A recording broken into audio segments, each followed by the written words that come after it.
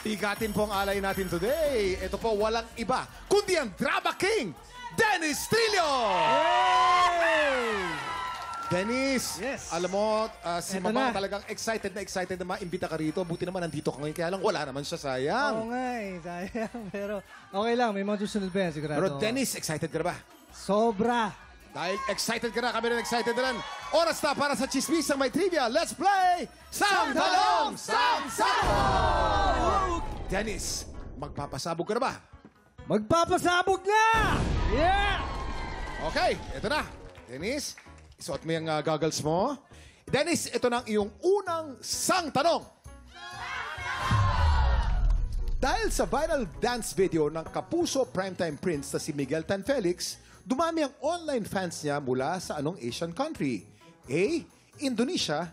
B. Thailand. Jason? Siyempre, Donita? well traveled si Donita. Alam ko yan at mahilig ako maganyan. Mag-picture, manood ng kung ano-ano. Lalo na mga viral, Thailand. Oh. Kasi nagpunta ako ng Thailand, Kuya Oh. Kim. Gustong-gusto talaga nila yung mga ganong ginawa ni... Ano bang ginawa niya? Ginawa ni? Yun yung nag-viral na video niya. Sino? Paano? Ni Miguel Tan Felix. Miguel Tan Felix. Yes, oo. Tsaka sa Thai kasi, yun ang mga bet talaga nila. Oo, ganun. Sawadee ka! Sawadee ka! Ano naman ang sa inyo? Thailand daw! Sus! Hindi ko magalaw yung palms ko. Actually, Indonesia talaga. Oo. Kuya Kim, nung nag-compete ako sa Miss Universe, lumapit talaga si Miss Indonesia.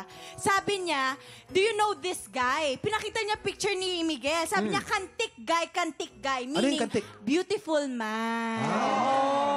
Hindi, at saka Yes. kasi meron siyang nag-viral na TikTok video. Di ba magaling sumayaw si Miguel? Oo.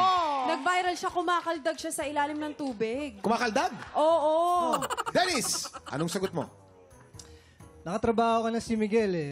Oo, tama. Magaling nga sumayaw. Kaya sigurado ako Yes. talaga magva-viral yung mga videos niya kahit sa ibang bansa pa. Pero, Indonesia o Thailand?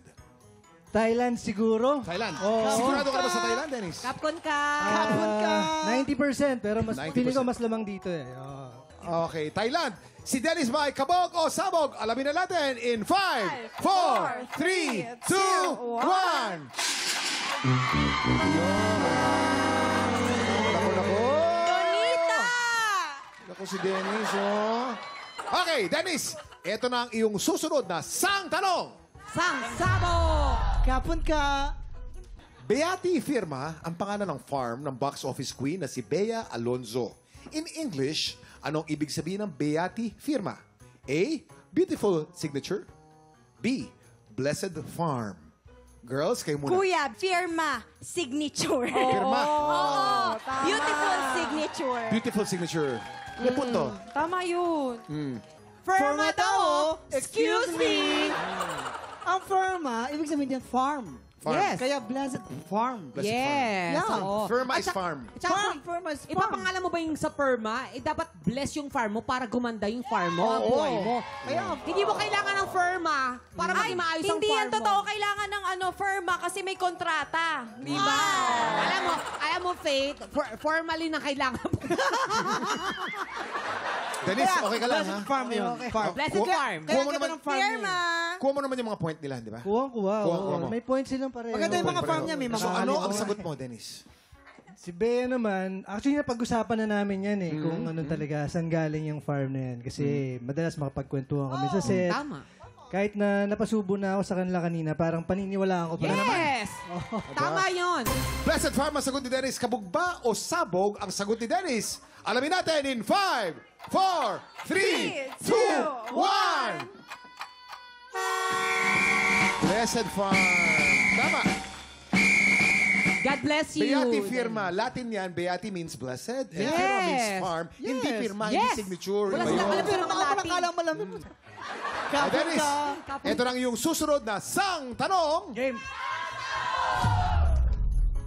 At tanong, bago pa siya sumali sa Starstruck, sang unang na-discover ang ultimate star na si Jeneline Mercado. Kailangan tama ang sagot mo rito, Brad. Oo nga, nako. Nanonood si Jeneline, kailangan tama Kinabahan ang sagot ako mo. bigla, ha? Ito, A, nagbibideo sa arcade.